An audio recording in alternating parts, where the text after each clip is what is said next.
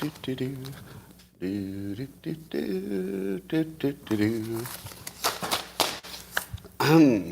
morning, everybody, and welcome to the highlight of civilization.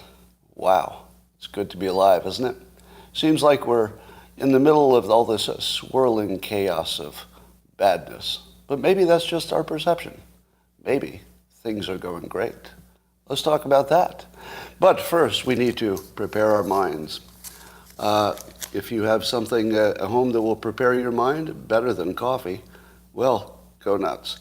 But for the rest of us, all you need is a cup or a mug or a glass, a tankard, chalice or stein, a canteen, jug or flask, a vessel of any kind. Fill it with your favorite liquid. I like coffee. And join me now for the unparalleled pleasure, the dopamine hit of the day, the thing that makes everything better. It's called the simultaneous sip. It's famous around the world, and maybe a little bit more famous this week. And it happens now. Go. Yeah, that's good. Savor it. Savor it. Well, let's talk about all the things. There's some funny things and some other things. I heard it's International Women's Day. Is that right? Today? Or is it like a month or something? All right. Well, we'll talk about that. So I saw a tweet from John Quakes. He said that as of December 2021, at least according to one source, China is building more nuclear capacity that's already planned than the entire world put together. And apparently the USA is like this little dot. How in the world can the United States compete in the future with inferior energy sources?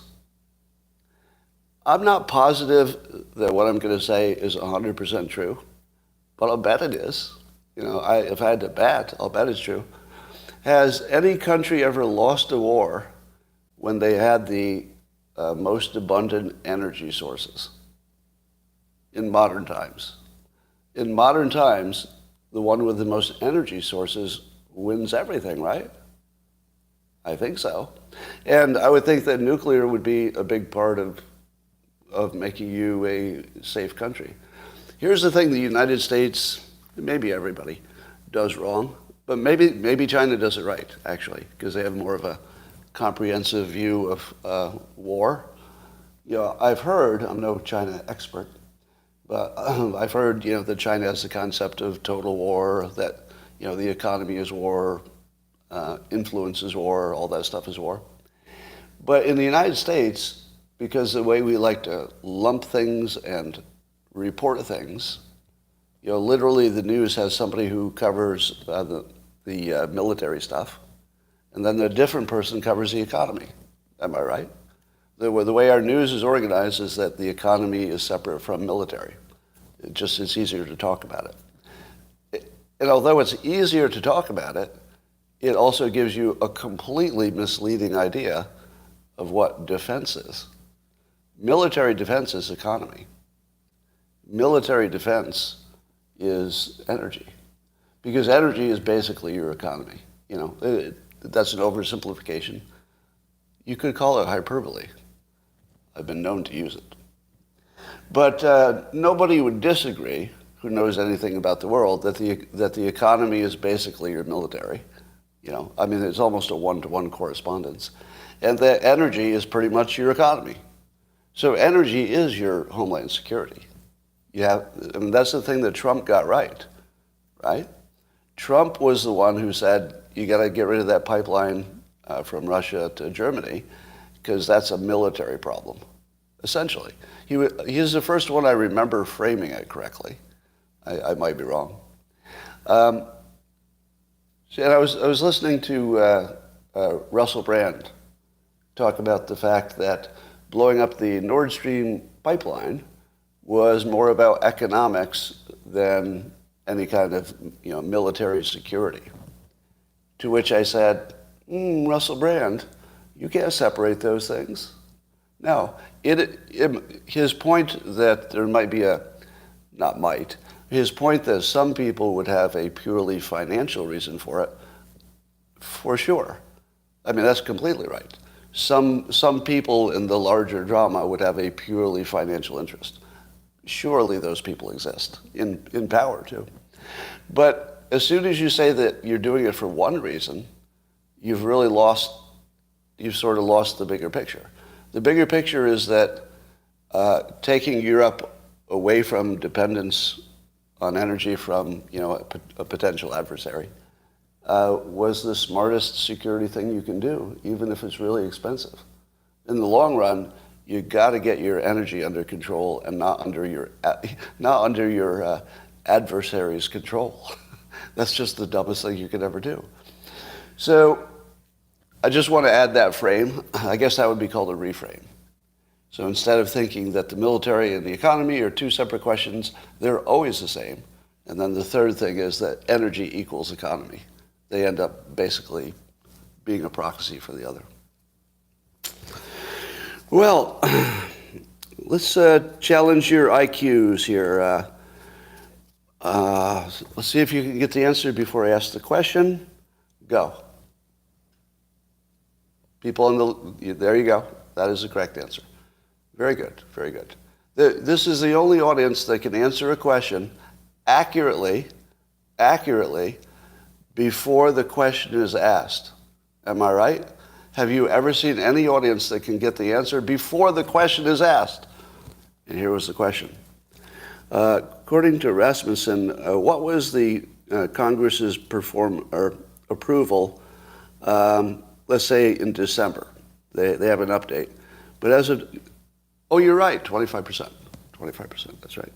So Congress had a 25% approval in December, but Rasmussen's update is it's up to 28%. 28%, that's roughly 25. So a quarter of the country thinks that Congress is killing it. Wow, I love Congress. I like what they're doing now. Do you ever wonder how that conversation goes? The conversations we're most used to are smart people talking to each other because you see them on TV, you see the pundits arguing. But in the real world, the 25% of the public, the voting public, this is voting public, likely voters. Just to make it a little worse, this isn't the general public. This is the elite part of the public that votes. And the 25% of them think Congress they're really putting up some good numbers. Do you wonder how that conversation goes? It's like, well, I feel like it goes like this. Carl, I've been noticing that Congress has really been killing it lately.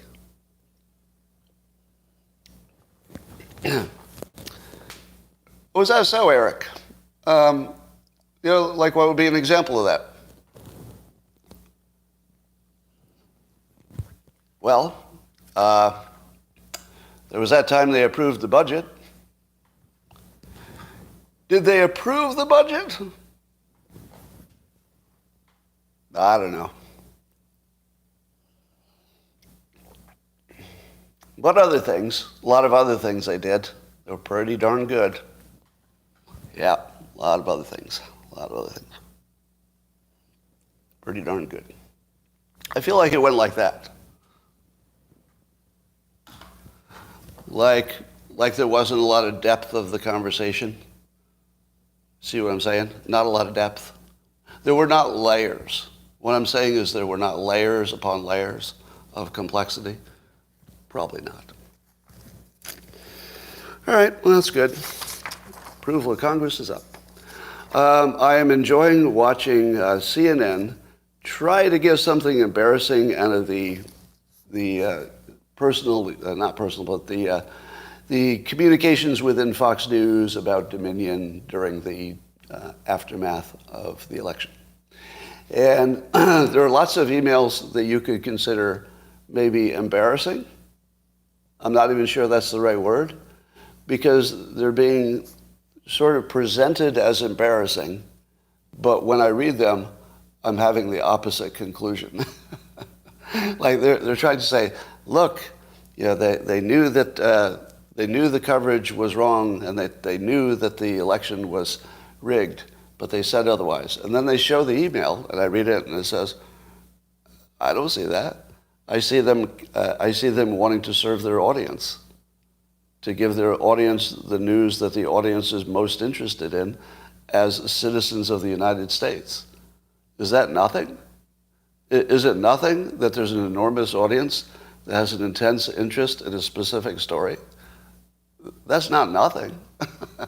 Now, even no matter what your personal feelings were, as long as you were talking about the facts, and opinions around facts, I think it's perfectly appropriate to give the audience the news they crave the most. They're the country. The audience is the country, half of it or a third of it or something. So, how is that embarrassing? But they try to make it. But here's the newest one. Apparently, Tucker Carlson was reported in some email to somebody else or something that he would be basically glad that Trump was out of the scene because he's sick of reporting on him, and that he, quote, passionately hates Trump. He passionately hates him. Now, keep in mind that the context was immediately right in the middle of Trump complaining about the election, which sort of put Fox News in a bad situation. Now, here's the thing. Is that embarrassing? Is it embarrassing that, maybe the most, prominent Fox News opinion person, let me just finish the reframe here. Here's my reframe. Somehow I didn't know that. I didn't know that. I watched Tucker Carlson during that entire period, and I did not know that he had a bias against Trump, like a personal bias. And I guess Tucker went on to say that he hadn't accomplished much. Now, how is that an insult? How is that embarrassing? In what world is it embarrassing that his audience couldn't even tell? And I couldn't tell. I didn't see a bias. I thought he reported Trump right down the middle, as his opinion, matched up with the facts. I feel like that was almost a compliment.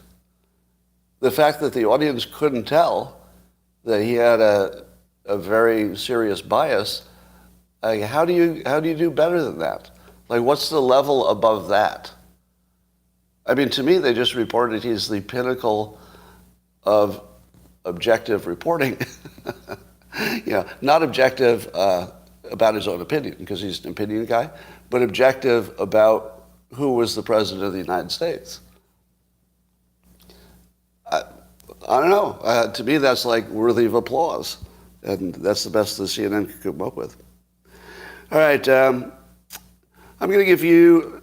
and here's another one. I think they were trying to embarrass Murdoch or something. Murdoch must have testified. And I guess the lawyer said, quote, you've never believed that Dominion was involved in an effort to delegitimize and destroy votes for Donald Trump, correct? That was a Dominion lawyer asking Rupert Murdoch. And Murdoch says, quote, I'm open to persuasion, but no, I've never seen it. Okay, that's why he's rich. Is that not the perfect answer? How do you beat that answer? Am I right?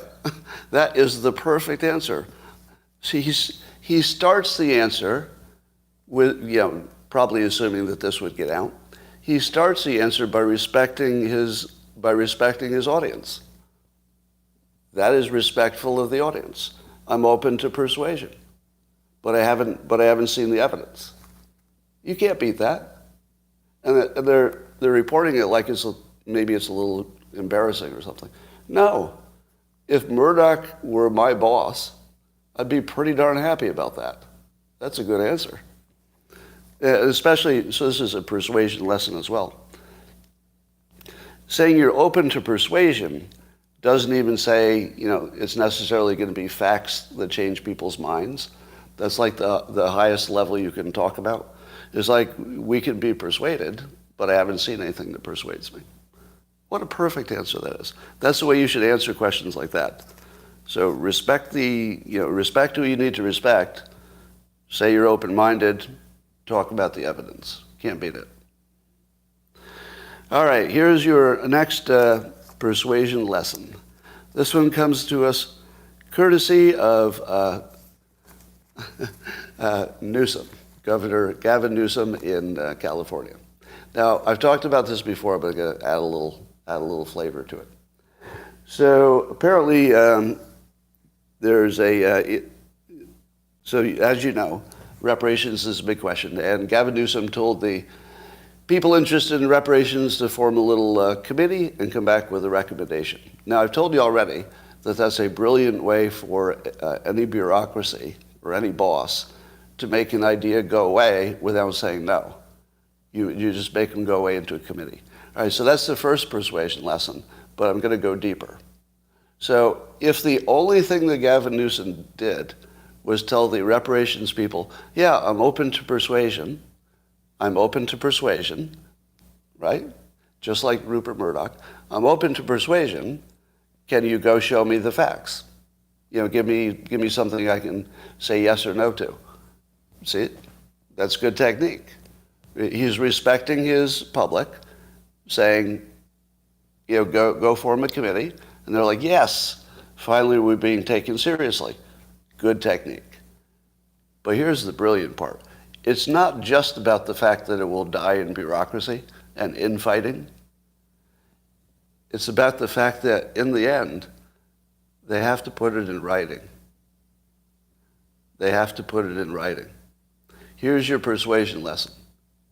If somebody has an idea that just doesn't hang together and couldn't possibly work, and I think reparations is one of those, no matter what you think about, you know, the morality of it, as a practical matter, we're way beyond the way that you could insert that into current society and get that to, you know, and not cause a revolution or something. I mean, it can't work. So, and you also can't price it. You can't figure out who should get it. You can't figure out who should not get it.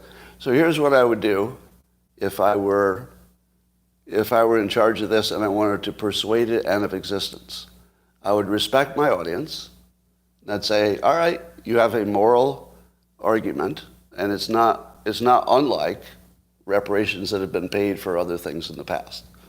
So that would be respecting the audience, right? There are people who care about it. You've got a moral argument. It's not unlike things we've talked about before. Let's talk about it. But then I would go further and say, you need to come up with a number, but because this is so racially charged, you need to break it down by race, not just in terms of who would receive it, but how the tax burden would be distributed. So I'd like to know, for example, if you're recommending, I think they went from recommending $220,000 per black Californian.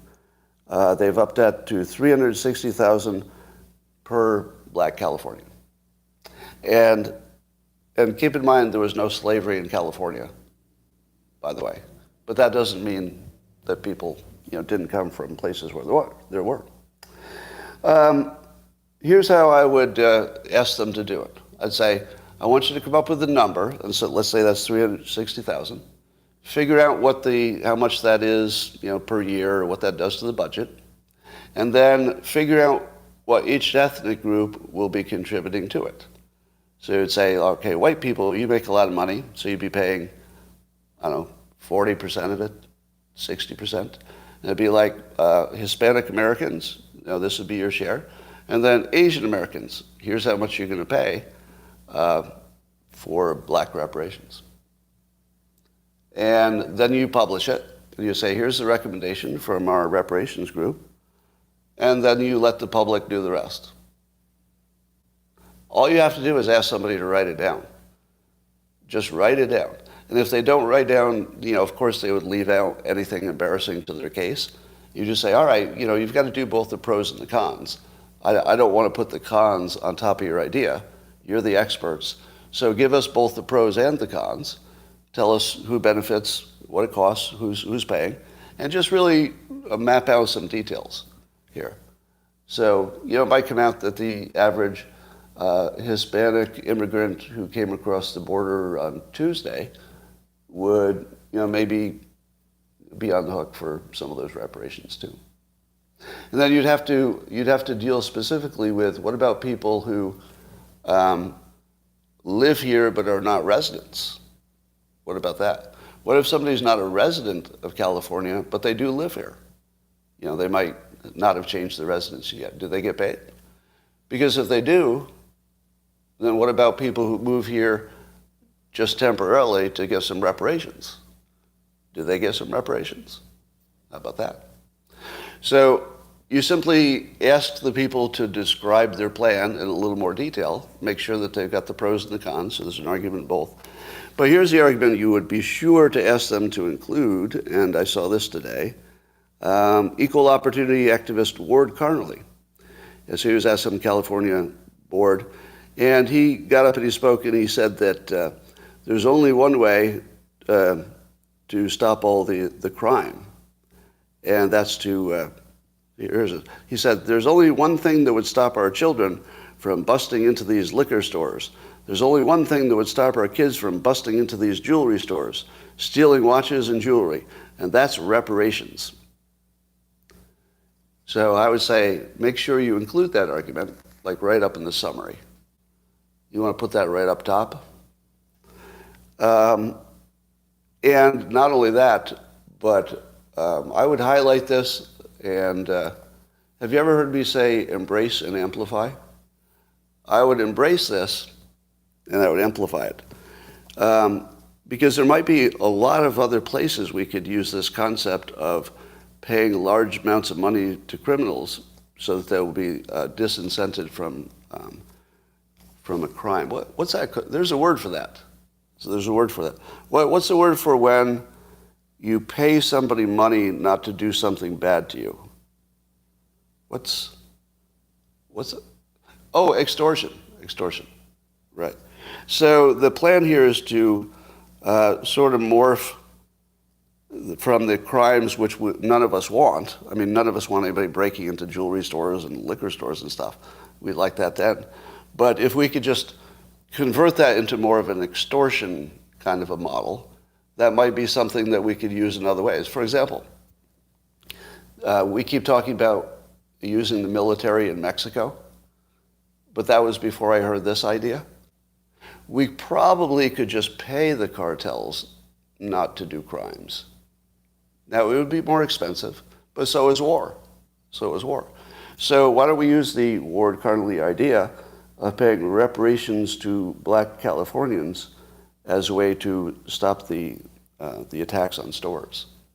Because once they had some money, they would have no reason to do it. So sort of 1 + 1 = 2, basic logic. But you could just extend that to all crime, really. Why would we stop it there? One of the things I like is if you try something small and it works, hey, let's pay criminals extortion so they don't rob us. And we should just get rid of prisons.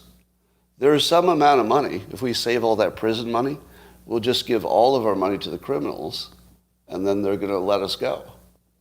And I think that would be one way to defund police, is just pay the criminals directly until they have no reason to rob a liquor store.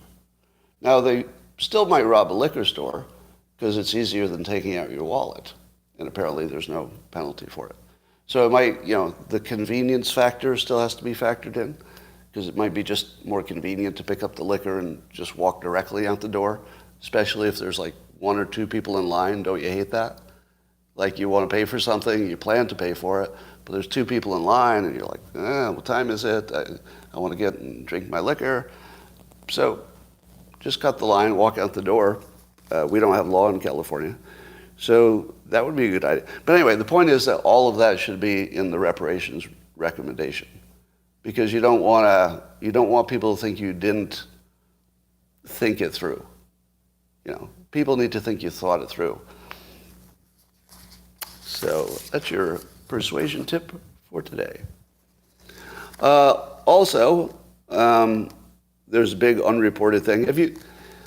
I'm a little bit disgusted with all of the videos that we see that are sort of lopsided, race-wise. Especially in Fox News and on the right side of social media, you see a lot of videos of, It seems like they're focusing only on the few videos of black people hitting non-black people, right? White or Asian American or stuff like that. And if you think about all the videos that they're suppressing, it really makes you wonder about these algorithms. For example, I've never seen a video of an Orthodox Jew beating up a black person. You know they exist, but it's probably an algorithm thing. So the other thing is, when I watch those videos, I always have the same feeling. Do you? And I know we get so biased because it's only one type we're seeing. It's just one type we're seeing, one type. And there's no way that doesn't affect your brain and make you more biased. And when I watch them, I just think the same thing every time. Whoever talks about all the hand injuries to the attackers? Every time I see one of them, I see people using their bare hands and punching people into these hard skulls. And they're usually hitting like the hardest part of the body. They're not even hitting soft parts. Like the soft parts are usually using their boots, but they're hitting barehanded. There's a reason that boxers wear those big gloves. Did you know that? That's like to protect their hands. And they're professionals. Professional boxers are protecting their hands with these big things. So if you're an amateur and you just sort of spontaneously get into one of these fights, there have to be a lot of hand injuries, and nobody's talking about that. Nobody's talking about that.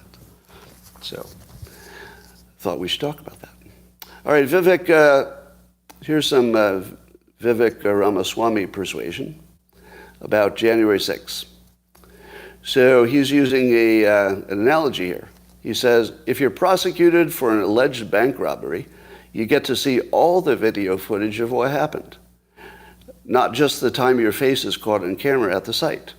That's basic constitutional law and criminal procedure.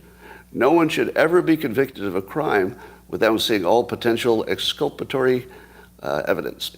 This is not a right-wing or a left-wing issue. Justice demands it. High ground maneuver. That's the high ground maneuver. Yeah. So I love the fact that he changes the frame to really a constitutional thing that every person would agree with, basically. Literally nobody would disagree, right? The thing that makes it a high ground maneuver is that there is no argument against it. Did you notice that? See, there are tons of professional politicians who will make an argument when there's an argument against it. Now, sometimes you can't avoid that, right? But if you have a choice and you can make your argument in a way that nobody can argue, well, that's the best you can do. You can't beat that, like by definition. You can't beat something that just shuts everybody down. Who exactly is going to argue that the accused should not have access to the evidence? Most basic thing in America, right? Can't get more basic than that. So yeah, that's what Ramaswamy brings to the game, and I think he's going to make all of the Republicans better. Because he, once again, this is like, how many times have we seen it? He set the standard for how to talk about it. And I think that Republicans have done a poor job in the past in finding frames that are the high ground. They go to the partisan stuff. Now, the partisan stuff is how you win stuff in the past, but nobody's ever tried to use a high ground where everybody could be happy. Politicians typically don't know how to do it. It's actually a rare skill.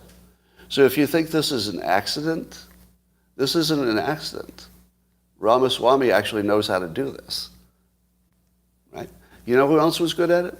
For a while. Obama was good at it for a while. Yeah, he got a little more partisan, but for a while he was good at it. All right, so Tucker talked to a security guard who was working on the January 6th day, and everything about January 6th is disgusting. Am I right? Like, everything about it is not just wrong or inaccurate, not just fake news, not partisan. It's disgusting. It's just disgusting. And I'd have to say, that should be the one thing we could agree on, right? Left and right. that everything about this is just disgusting. How happy am I that violent people, there were some violent people, right? We don't know the percentage. But how happy am I that people that I would have identified as roughly on my team at the time, and they go and like ruin things for all of us. I'm disgusted by that, the violence, disgusted, right? Violence is bad enough. All violence is terrible, but this is violent and disgusting. Right? The way the news treated it is disgusting.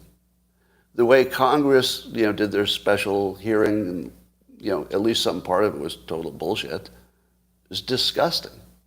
They were sending Americans to jail knowing that they were, apparently, if you were to take the current reporting at face value, it does look like there's a good argument for evidence was withheld.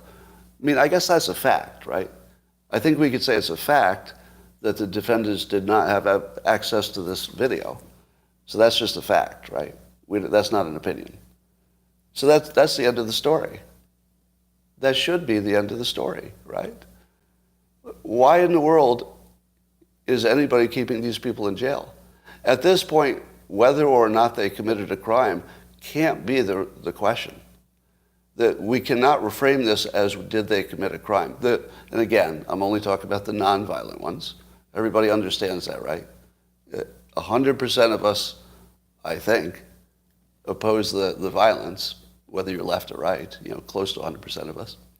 But, the left wants to make it, whatever the violence is, characterize the entire thing, which is totally disgusting. That's disgusting. But it might be no more disgusting than, the right characterized Black Lives Matter. So here's the question for you, the question of the day.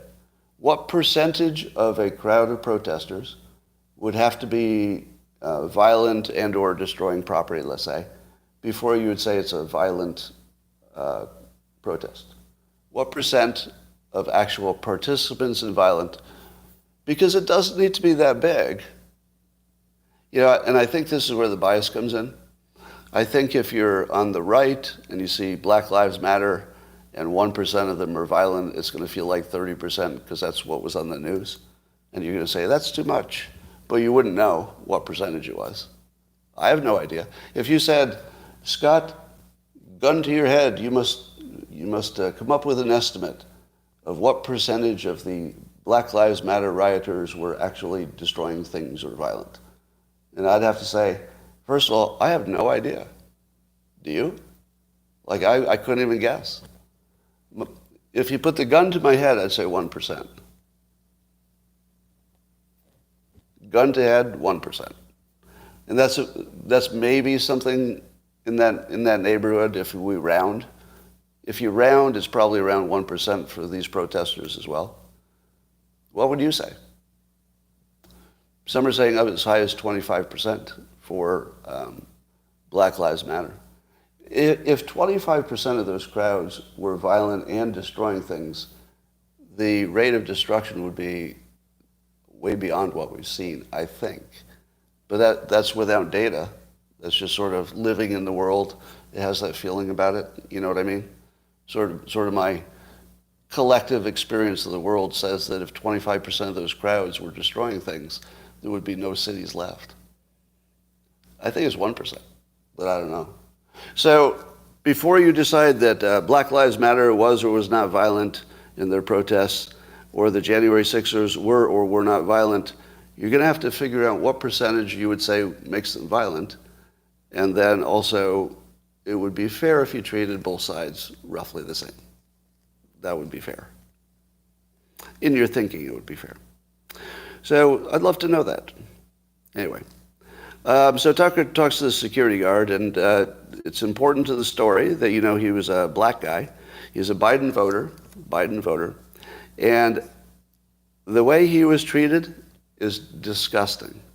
Now, we may be missing some facts, but the facts that are reported based on his story is that he was there that day. He was a Capitol Police guy. He says they were not informed that the protest was going to be as big as it was, so he thought that his management failed him for reasons he doesn't know.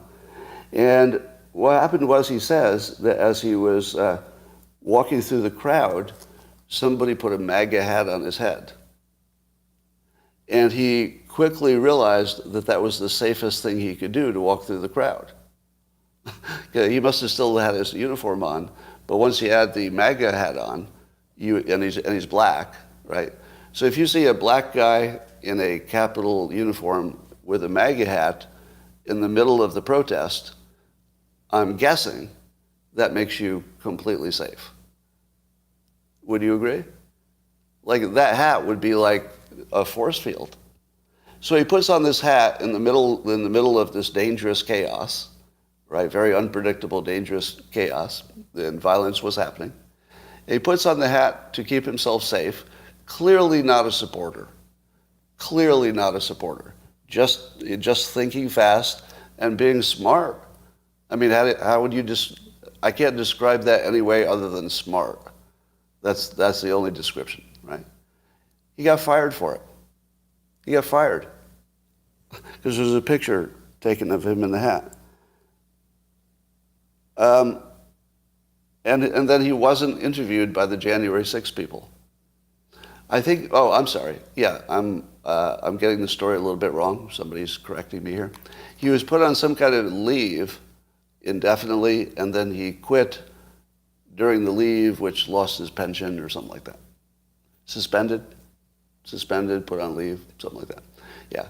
So basically, he got a penalty for doing a smart thing, and I don't know if there's a counter argument. I just feel like everybody turned into a turd at the same day. Like the press, everybody talking about it practically, we all turned bad one way or another. But it's like everything was bad from top to bottom. Like it was this moment of, just extraordinary, disgusting ugliness that swept over everybody for a little while. It was like a mass hysteria that took too many people in. I mean, I'd just like to forget the whole thing. I guess we can't forget it. We have to figure out what happened, but the faster we get past that, the better. All right. Got it. Of all the many terrible things, this one bothered me the most because he got punished for doing something smart. Like, that hurts my head so hard. As the creator of the Dilbert comic, right? Like, that's right in my feels. I hate that. All right, and then I guess there's video now, Tucker has, that the narrative about Brian Sicknick by some people, and I don't know who had it right and who had it wrong in the media, was wrong. I feel as if the media was a little more accurate that he was not killed by the protesters. But I feel that the politicians kept conflating his death as if the protesters did it. Does that feel right to you? New York Times tells the fake story. So on Twitter, there was a community notes put up on a tweet that said the Washington Post, and I think somebody else, Reuters maybe, reported it correctly, which would mean some of the media got it right. But I haven't confirmed that. So my best guess is that the media, some got it right, some got it wrong, and as long as some of the media got it wrong, that gave the politicians cover to intentionally get it wrong. I think that's what happened. Now, what do you think of that? Now, I don't mind so much that the media got a story wrong, because you have to live in a world where stories are wrong sometimes. Case in point. But I don't know. This is just hideous. Hideous behavior by Congress. They should be in jail. The January 6 people who perpetrated this hoax. And I'm going to call it a hoax because they left out. They did not provide the exculpatory or potentially exculpatory. I think with the QAnon shaman, the video is highly exculpatory.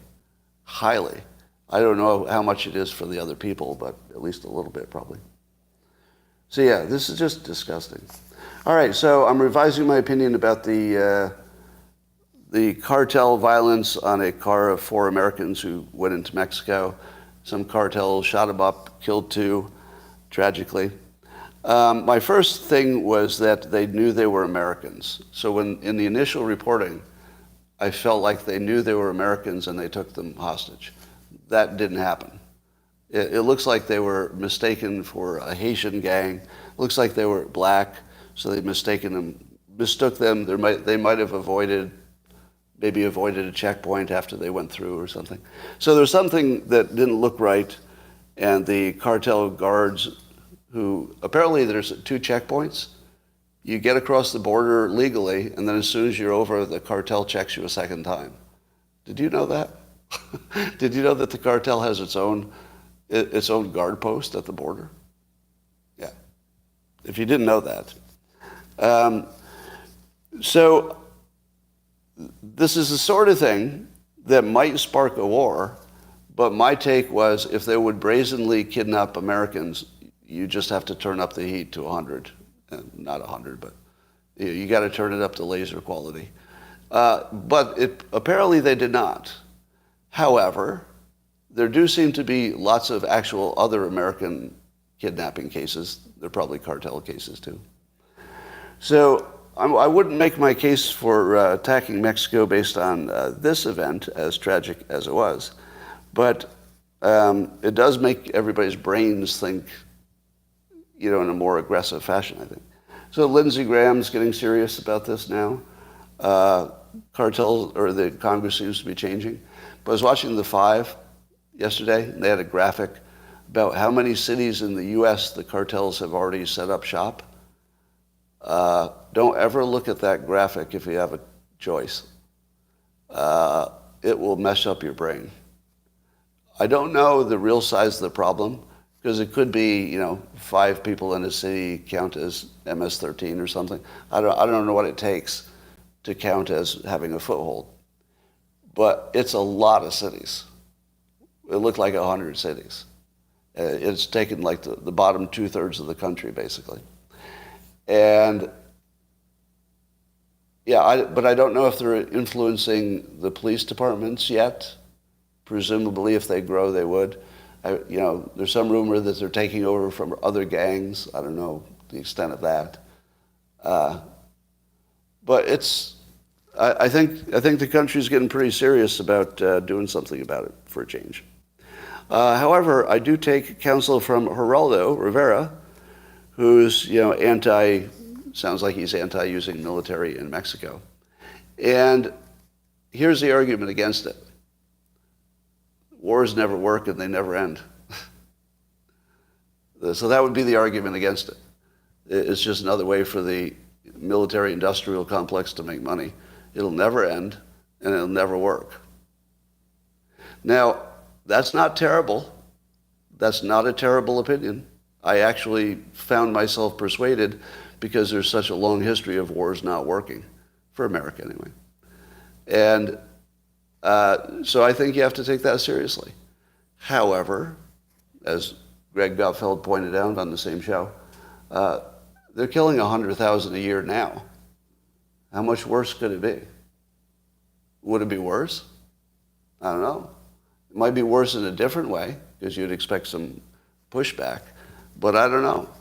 My instinct is that if you do nothing, the 100,000 gets bigger. And it's already, completely out of any reasonable range of tolerance. I mean, it's so far away from anything you would tolerate. But let's consider the alternative. Full legalization. Would that just make the cartels own a legal business? And that's the only change? They would just figure a way to make it legal and then they'd still be in business? Or would it only work if the government provided the drugs for free? Or at the same price, let's say. Could you drive the cartels out of business by taking away their source? The trouble is we only have ideas that can't work. So here are the 3 ideas that can't work. Do nothing. That can't work. go to war. It might work, but the odds are not as good as you'd like. Or legalize it, which would probably in the short run cause way more deaths, but it would put the cartels out of business after we've addicted more people. I don't know. Does the supply and demand actually cause more people to be addicted if it's easier and safer to get? Or is it just that the people who want to be addicted already have access and it wouldn't make any difference at all? So it feels like every path doesn't work, doesn't it? It just feels like all of them don't work. But doing nothing seems like the dumbest. If the war makes it worse, I suppose we could stop doing it, but we never do. So, I don't know. I'd be tempted to annex Mexico.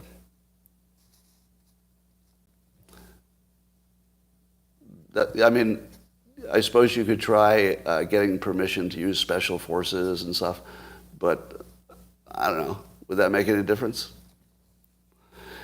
We'll see. I think military is inevitable at this point.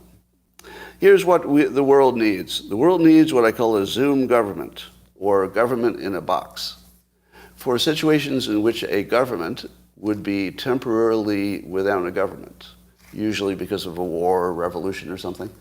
So wouldn't it be good, and I'll just use the Swiss as my universal neutral country. Imagine you had a Swiss entity that was like organized as already a government. And they would go in and they would act as a government for a 6-month period for any country that temporarily didn't have one. They would be, let's say, under UN supervision, something like that, just so there's a little bit of credibility. But the deal is they have to leave in 6 months. They have to. There's just no option. They've got to leave in 6 months, even if they haven't fixed anything, right? Even if they haven't fixed anything. Because if you can't get something going in 6 months, probably you never will, right? So I think we need something like that. I saw a bunch of people yelling, no, what's the argument against it? Well, you could make it an international group. Just people who are just a safe, competent, maybe they're older. It'd be good if they're older so they don't want to stay there forever. They just take over for a while, keep the lights on, and then you phase them out willingly. If they're well paid, it would be not too big of a risk that they would try to stay. And I don't think that a foreign power could control the military very easily, right? So I wouldn't worry about the government in a box coming in and then taking over the country, because they wouldn't have the loyalty of the military. The military, at best, would say, all right, we got a problem here. See if you can work it out in the next 6 months and then turn it back over to us. Economic collapse? Well, it would be better than no government at all. Let's check in on the Biden competency for handling this Mexico fentanyl problem and MS-13. To check competency, we'll check in with Jean-Pierre, see what she said, spokesperson. She said that fentanyl is currently at historic lows, historic levels under the Biden presidency. All right. So the Biden administration, according to the spokesperson, can't tell the difference between how much they catch and how much is getting in. They actually can't tell the difference between measuring how much you catch and knowing how much actually got in that you didn't catch. As if they can't tell the difference. And that's who's in charge of the, right? Now, if you say to me, Scott, that's the spokesperson, that's just the spokesperson. She sometimes has a gaffe. She's been saying this for a long time. It wasn't just yesterday. Am I right? She's been saying the same thing for a long time. They act as though they're not just lying, that they can't tell the difference. That they actually can't tell the difference. Like actually. That's what it looks like. I mean, you could say, yeah, it's just spin, but it doesn't look like it. It looks like they can't tell the difference. All right. Don't know. I don't want to read her mind. Maybe she can't tell the difference. That would be even worse. Has anybody seen this new beauty filter on TikTok, where all you do is turn on the filter, and in real time, you look like a beautiful version of yourself? It's scary. Oh, and there's a pedo one where a man could be a beautiful woman and stuff like that, right? So basically, you can turn into anything, and you can't tell anymore. What's different about it is you can't tell. You actually can't tell. And there's like good news and bad news. The good news is I'm going to look a lot younger in about a year. Because it seems to me that Zoom and these all of these services, at the very least, they would have a makeup option. Am I right? So there's somebody like me who doesn't want to put makeup on to do a live stream. I would just hit a button, and it would just give me a look as if I had TV makeup on. And you wouldn't be able to tell the difference. There wouldn't be any pixels floating or anything. It would just look exactly like me, but better. And I could make myself younger. I could remove wrinkles. Anything I want, apparently. So what's that going to do to podcasting when you're looking at somebody who's a perfect reproduction but the better version? I guess you could argue that's what movies and TV have always been, right? If you see the real movie star, they don't quite look like they look in the movies. Although I heard one exception. I heard one exception to that. So when Angelina Jolie was in her let's say, movie-making prime, I don't want to say her prime. I'll say her movie career prime. Did you see how cleverly I danced around that? Don Lemon. Take a lesson, Don Lemon. So when she was in her movie-making prime, I was photographed by somebody who had just photographed her not too long ago. So, and I asked him about that. Apparently I think she showed up alone, like at sort of the height of her fame. She showed up to a photo shoot alone, didn't need anybody. And he said that she was the most stunning person in person he'd ever seen. So apparently her movie charisma perfectly translated into a one-on-one private situation. He couldn't stop talking about what it was like to be in the same room. And he was a celebrity photographer, so he'd done all the actresses and models and stuff. But she was the one he said, yeah, that it's the same in the room. That was interesting. All right. Here's a thing that I just figured out today. And maybe some of you already knew this. Forever I've been asking you, what's the deal with everybody hating Soros? Right? And everybody gets mad at me. But people wouldn't explain why. Now, of course, there's the vague, Jewish thing. So I think, oh, it's anti-Semitic, right? It's just an anti-Semitic trope.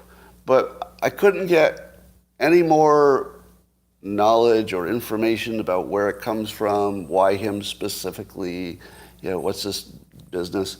And I finally went down the conspiracy theory rabbit hole to figure out what's going on. How many of you knew the following thing? That when, not everybody, right? Most of my generalizations are not everybody. But when people on the right, not all the people on the right, some of the people on the right, when they talk about Marxism, they're really talking about Jewish people trying to take over the world. Do I have that right? But nobody's willing to say that out loud? That's the conspiracy theory, right? That from some document I'm not going to name, from 1920, there was a fake document that said that Marxism was really a cover for the, some kind of Jewish takeover of the world. Now, is that why you're trying to not tell me because you don't want to say that out loud? By the way, there's no evidence of that. It would be crazy. Now, let me tell you, if there's anybody on here, right, there are a few yeses. Most of you are saying no, but there are some yeses, right? So just look at the other comments. There are some yeses. And that means that some people were aware of this, and I just heard this theory yesterday, actually. And finally pieced it together. So I was always confused why people would use the word Marxist. Do you know why? Because I don't think it's a persuasive word. And I kept wondering, why does everybody say, she's a Marxist, they're a Marxist, BLM is a Marxist? I never understood it. Because if you're calling somebody a Marxist, when I hear that, I go, it's a different economic theory? What, why are you using that word? Right. So I just wondered how much of a anti-Semitic variable is built into that when people use that word. Because I don't think I'd ever use that word. I'm not, there's something going on. All right, so here's my take on conspiracy theories. Here's how to tell what is not a conspiracy theory. When too many people are allegedly involved, that's never a conspiracy theory. Never. Never. This is never a conspiracy theory. So this whole worldwide, Marxist it's really a Jewish plan to take over the world. It imagines that there's plotters everywhere and nobody's talking about it, but they're all connected. That's never a thing. That is never a thing. I guarantee you that's not a thing. But if you told me that 50 Intel people who knew each other signed a document and conspired to lie about Hunter's laptop, I'd say 50's a lot. But if they were all Intel people who knew each other, I could see that, right? So that's not too many people, given that they're Intel people who know each other. But as soon as you say worldwide, like that, there's nothing like that. Yeah, nobody can maintain a worldwide, 100-year plan. Now, that doesn't mean that there's nobody who ever said it, 100 years ago. It doesn't mean there aren't people who, actually have that belief. But there's somebody who has every belief. So I feel like the whole we don't like Marxism thing, even if it's the exact correct word, it's not persuasive. And it has this tinge of the anti-Semitism on it that doesn't seem persuasive. Why would you use a word that's already slimed by anti-Semitism? You wouldn't want to use that word. It's not persuasive. So I don't know what the alternative is, because Marxism covers a description of a larger thing, but not Marxism. Let me speculate a few things. If you changed it to systems over goals, it gets closer. Like marriage, having a traditional family is a system, isn't it? Whereas Marxism might have a goal of everybody being treated equally. Free markets are a system, whereas Marxism, of course, both have systems, but Marxism is goal-oriented, to get to a place where, the government controls everybody, if you have that point of view, or get to a place where everybody's equal, or something like that. So instead of Marxism versus, free markets or capitalism, I would go with something like systems that work and systems that don't. And the ones that don't are always the same reason. The systems that don't are either focused backwards, my big point of the week.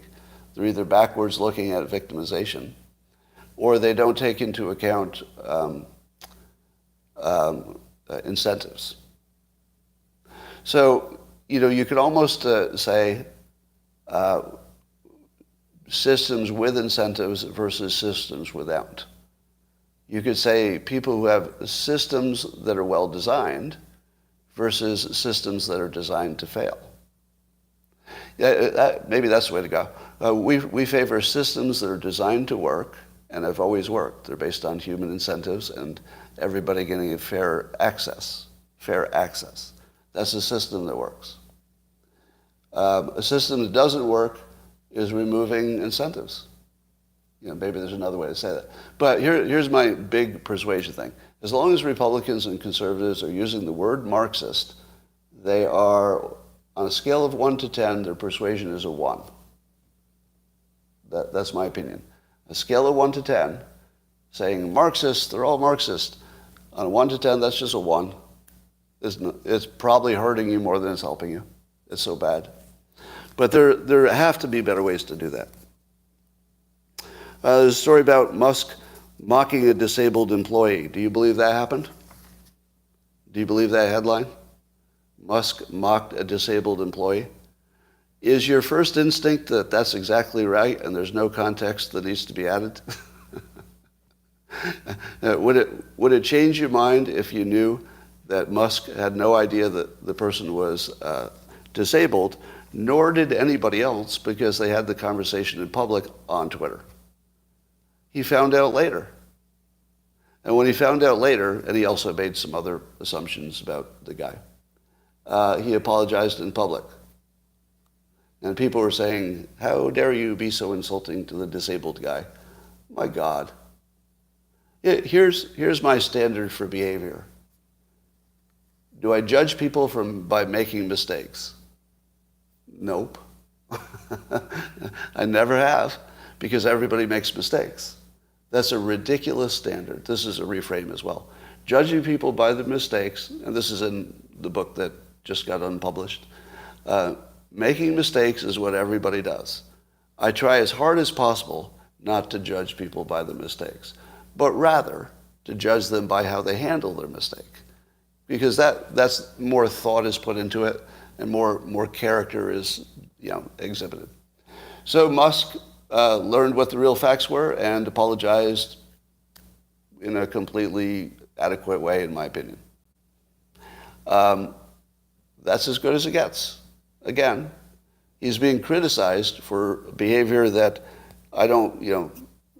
nobody condones a mistake. It's kind of dickish to condemn it. Like it's not so out of range of things that we've all done and thought, oh, I better go fix that, right? It's not like he ate a baby or something. But it was pretty funny. I like that he defaults to the funniest approach to everything. Don't you? I feel like part of Elon Musk's operating system is that if there are two things you can do, and they look sort of equally risky in terms of risk reward, that he'll always take the funny one. And I think he said something that suggests maybe that's actually in his mind. All right. I saw a good theory today that some person who had inside knowledge about Putin, that Putin has a young mistress who's basically like a wife and has kids. And so he has a young family. And he has, great mansions and everything he wants. And so the argument is he's not crazy. So the odds of him not launching a nuclear war, which would kill his young family, that, I saw pictures of him looking at the woman who was apparently confirmed as his mistress. He looks in love. Like the way he's looking in the pictures is that look like, I'm not going to lose this. And she's not like, she just looks like somebody who had a genuine connection with him, just based on a few photographs. So that's a pretty good argument, and that was the argument that I made without the details, that it wouldn't be rational for him to start a nuclear war. It would never be good, for him personally. All right, the problem with statistics. Do you know why statistics is even a thing that people have to learn, depending on their career? Why was statistics even invented? Well, let me answer that question for you. It's because our common sense fools us routinely.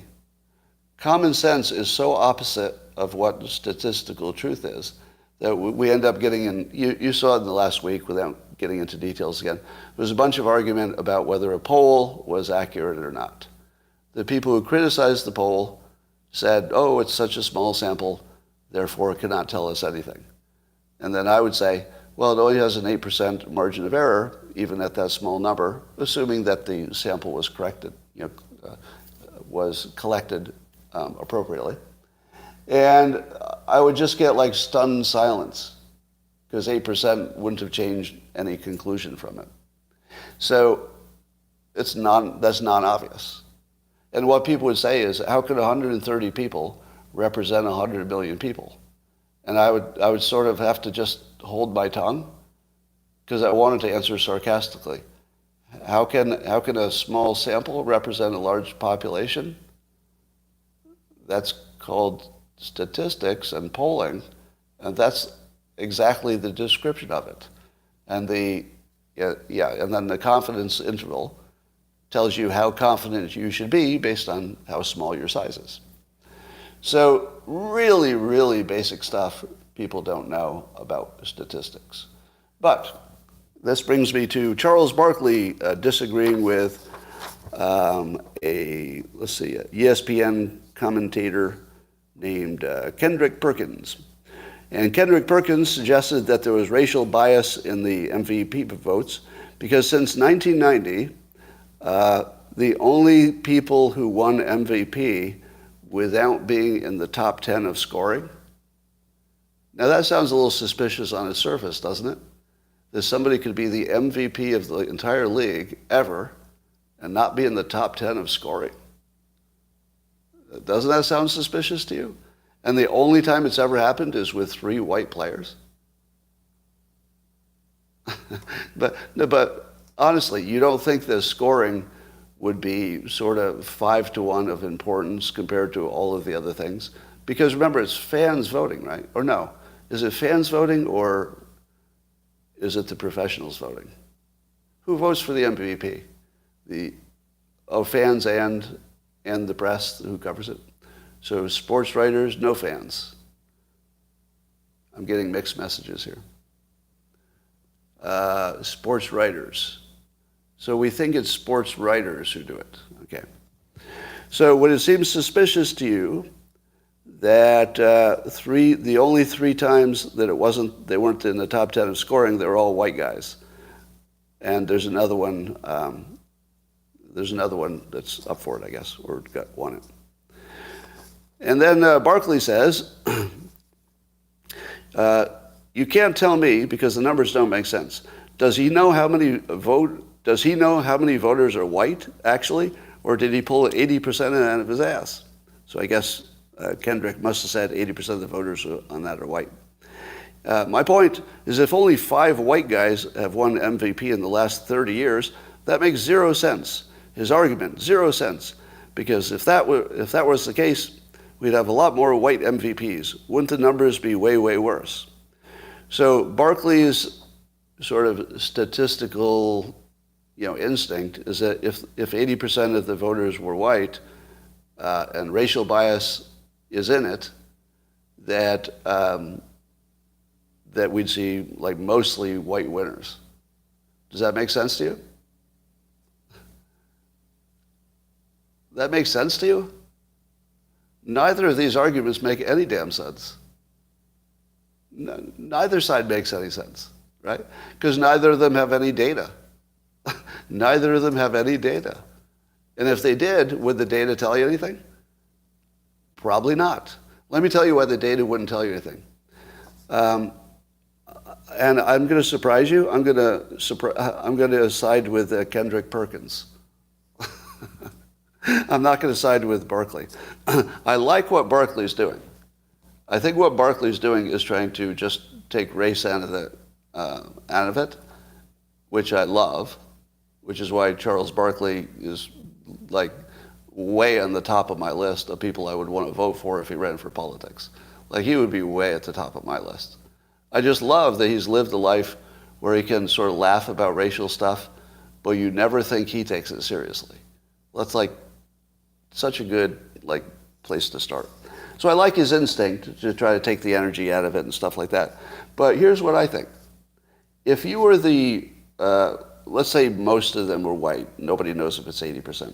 But if most of the writers who were voting every year, do you think that white people would have the following thought?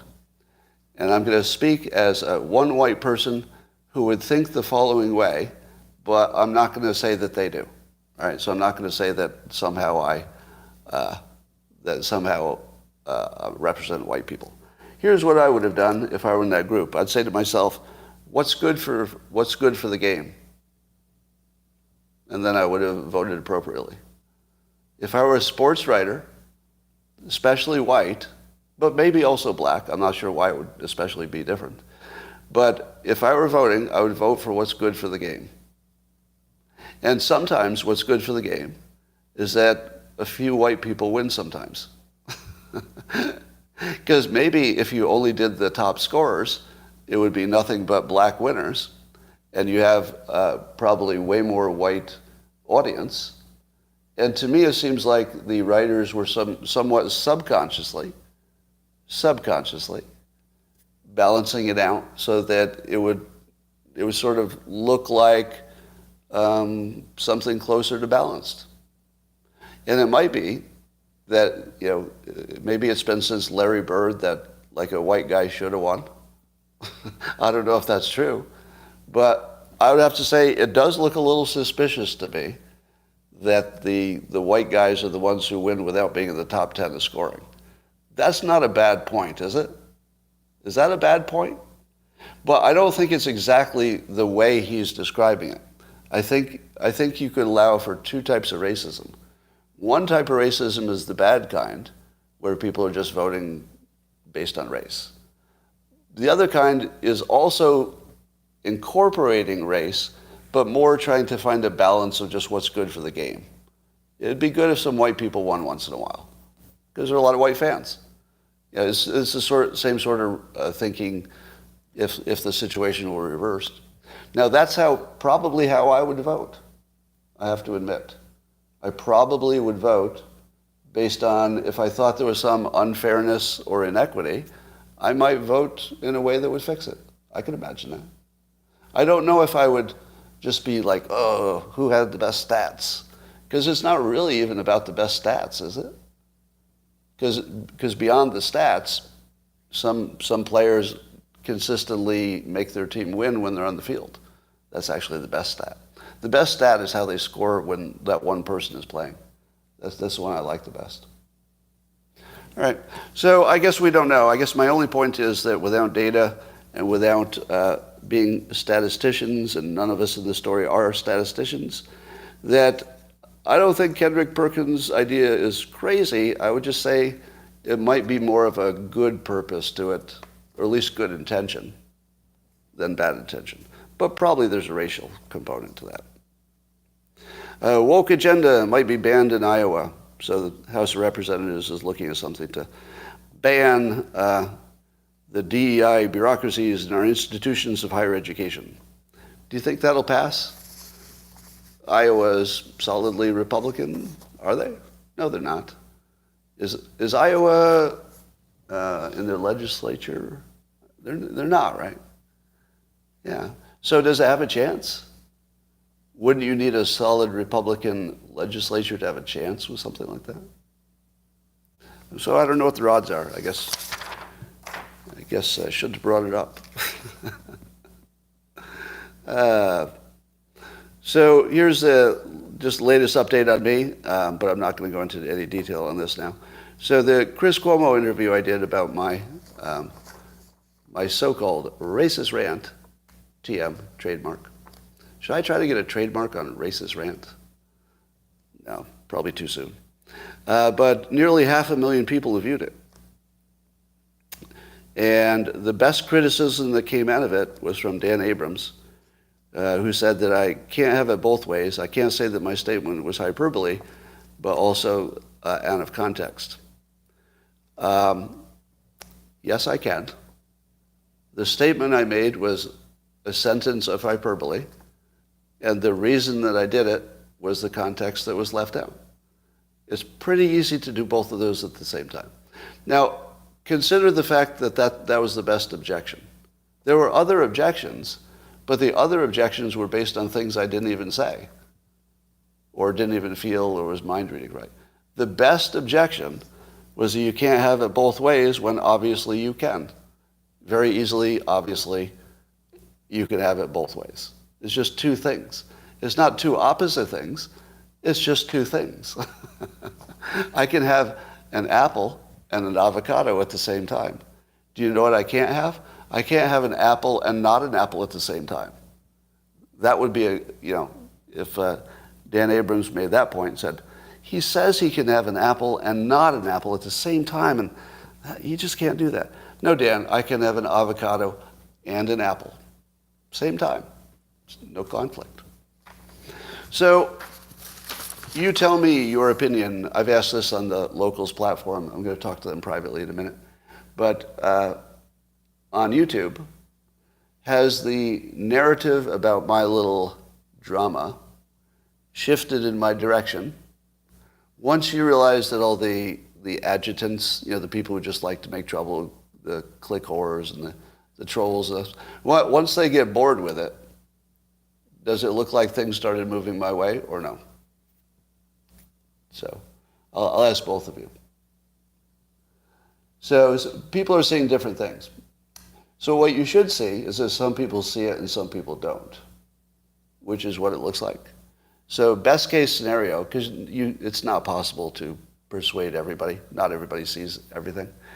But for the people who have been exposed to the context, everything looks pretty good.